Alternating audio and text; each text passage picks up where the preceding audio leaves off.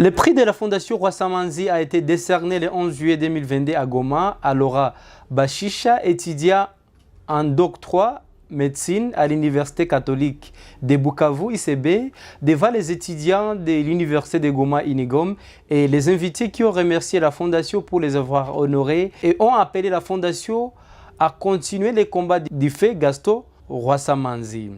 Celui-ci a reçu le prix d'une somme de plus de $1000 de frais de scolarité pour une année académique. Laura Bashisha a tenu à remercier la Fondation en ces mots. Et maintenant, je fais partie des lauréats. J'occupe la première place dans le concours organisé par la Fondation Rwasa-Manzi. Ce concours, pour moi, je l'ai accueilli avec beaucoup de chaleur. Tout au début, je ne savais pas du tout ce que je veux rédiger. Mais après la lecture, j'ai compris que c'était vraiment un sujet important, mais surtout qui nous concerne, nous les jeunes, qui sont, comme on l'a dit, mes prédécesseurs, nous les jeunes qui sont le plus souvent instrumentalisés par des discours politiques ou bien aussi par des corruptions politiques, d'ailleurs qui sont véreux et qui ne prônent pas le vivre ensemble. Et voilà, pour moi, ce concours a été une occasion de comprendre et une occasion de prendre un engagement, d'être parmi ces jeunes qui vont lutter pour la paix et lutter pour la cohésion sociale. Parmi ceux qui occupaient, la deuxième personne a reçu un ordinateur, suivi d'une troisième qui a reçu un téléphone intelligent. Les deux derniers autres ont reçu chacun un support de stockage des données. Bien avant, la délégation a échangé avec le secrétaire général académique de l'INIGOM, le professeur John Bigirimana Mugabushaka. Celui-ci a loué le travail de la Fondation Rwasa-Manzi qui a pensé à la jeunesse. La représentante de la Fondation, Céleste Rwasa-Manzi, devant l'audience, elle a expliqué que la dite Fondation avait été créée pour honorer le fait Gaston Rwasa-Manzi Nganguzi. Donc, nous avons tenu à nous déplacer aujourd'hui pour cet événement, car c'est quelque chose qui nous tenait à cœur. C'est un très grand événement pour nous et c'est le début d'une très belle collaboration avec l'Université de Goma et des futurs projets aussi. La RDC déjà parce que nous sommes originaires de la RDC. Donc comme ma soeur vous l'a dit, je suis née à Kinshasa, ma soeur est née à Kinshasa. Nous sommes tous nés à Kinshasa, nous sommes 6 enfants. Mon père est originaire de Massissi, d'ici du Nord Kivu, à Massissi. Nous y avons passé une grande partie de notre enfance aussi. Donc c'est pour ça que nous tenions à ce que ce projet débute ici déjà, de base. Et c'est pour promouvoir le vivre ensemble, pour promouvoir l'excellence aussi. Et nous voulions aussi que ça soit surtout la jeunesse, parce que la jeunesse c'est l'avenir de demain. Donc nous voulions qu'ils impactent justement par cette dissertation.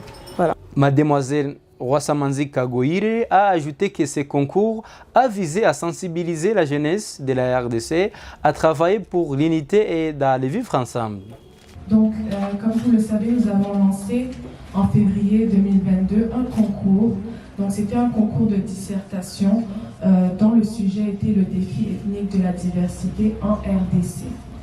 Donc, ce concours a été lancé dans le cadre de la Fondation et de ceux que tout d'abord incarne notre Fondation, c'est-à-dire un idéal profond de solidarité et d'espoir entre toutes les communautés de la RDC, où la société congolaise aurait pour boussole l'égalité méritocratique des chances. Donc notre mission est vraiment de pérenniser le legs de Rwasa-Manzi Nganguzi Gaston, notre défunt père, en continuant de promouvoir la culture de l'excellence également dans tous les domaines de la vie. Donc le concept était une dissertation entre 1500 et 2000 caractères adressée à tous les étudiants en République démocratique du Congo, les étudiants d'ordre universitaire, école supérieure.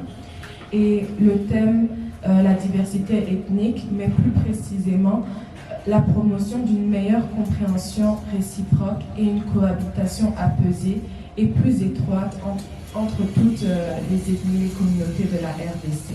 l'université de Goma a émis le vœu d'avoir une collaboration avec la Fondation Rwasamanzi à longue durée pour pérenniser les œuvres du fait Rwasamanzi et qu'un nouveau bâtiment de pavillon de paix en construction puisse porter le nom du fait Dr Rwasamanzi Nganguzi.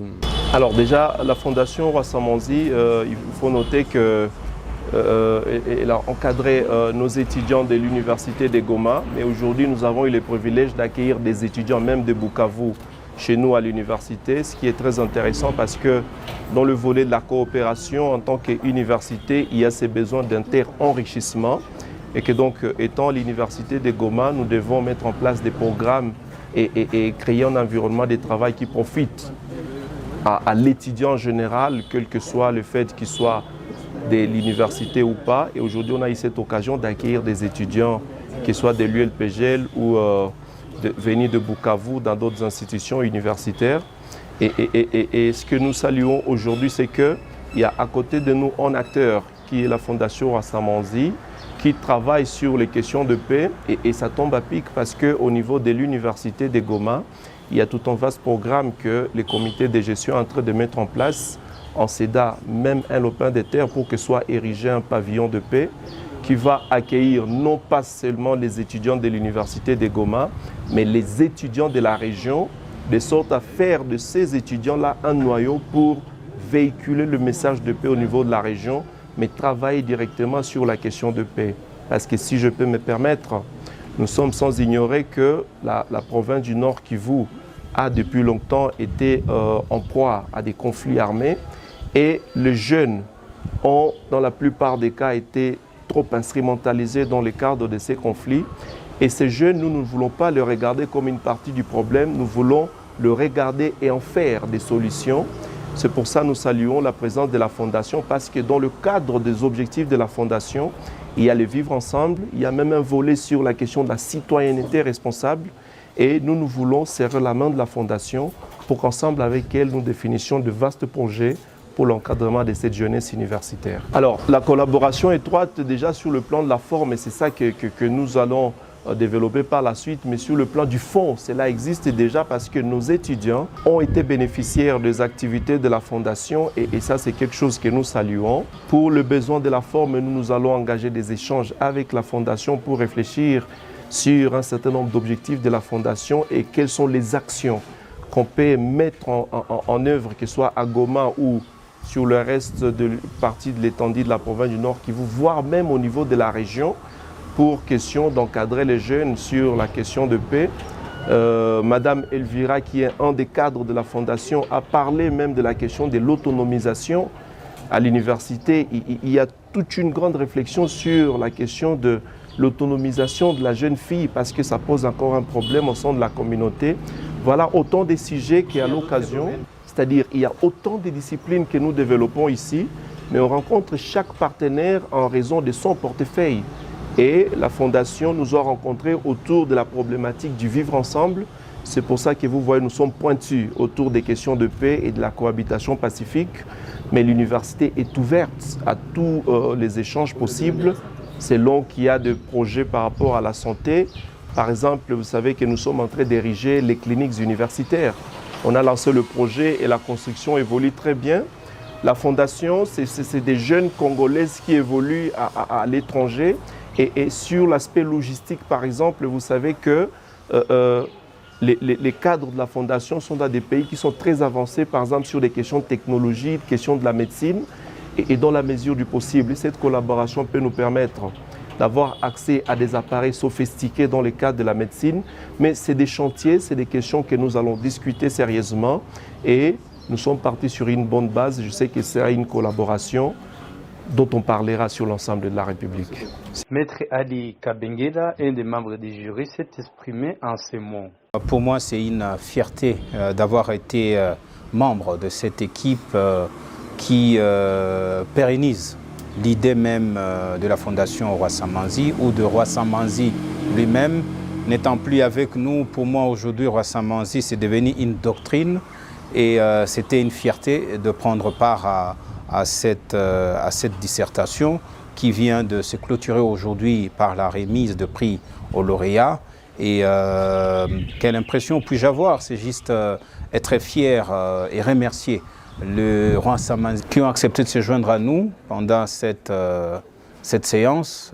Donc en particulier, je voulais remercier Madame Elvira et Madame Céleste et leur dire qu'elles doivent continuer ces combats, les combats qui étaient du docteur Rwassamanzi, qui est aujourd'hui la leur et la nôtre, ou le leur et le nôtre. Et pour moi, je peux promettre à ce que mon engagement sera là pour accompagner la Fondation dans la mission qui est celle de la doctrine Rwassamanzi.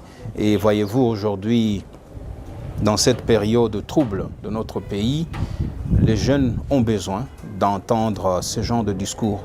Ils ont été manipulés depuis très longtemps par les politiques qui nous amènent souvent sur un terrain dont nous ne maîtrisons les tenants et les aboutissants.